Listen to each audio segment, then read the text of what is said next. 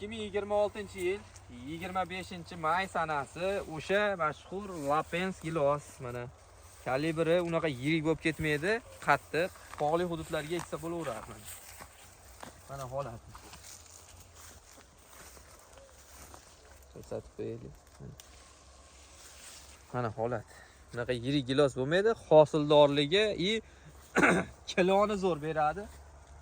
Mana shu daraxtga 6 yosh bo'lgan bo'lsa, meva ham bir 30-40 kilo bo'lsa kerak, 30 kilo chiqadi mana shunda.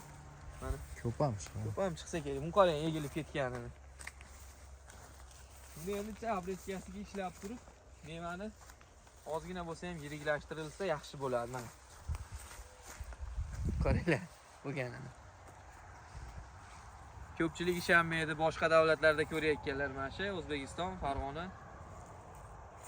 Adimiz reklama qilishdan Lapens gilosni ko'chatidan kimgadir kerak bo'lsa aytaverasizlar mana. Qo'shmaq kuzatilmaydi. Mazasi yaxshi, sopi ham o'rtacha mana. Uzuni ham, kalta ham bas mana. Egib teraverasizlar boqqisalaring. Bil giloslar yaxshi pul bo'lyapti lekin.